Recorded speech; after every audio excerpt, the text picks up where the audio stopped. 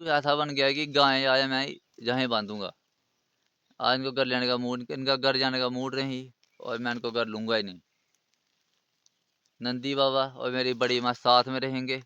और रही छोटी माँ, छोटी माँ को मैं देता कहाँ बांधता, फिर बताता बांध के।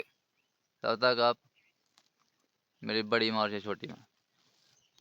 और अब रही छोटी माँ की बारी। इसको मैंने बांधना है, शायद यहाँ नहीं बांधू, क्योंकि दूब का सीन है। दूब ट्रांसफर होगी तो दूब इधर आ जाएगी।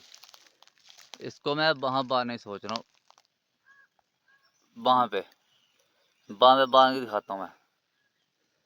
ज़्यादा वेट कीजिए। और छोटी माँ को मैंने जहाँ बांध दिया, और अब हम चले घर पे।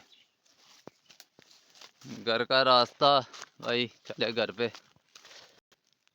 ये पड़ा मेरा सिपर, उठाओ और चलो घर पे।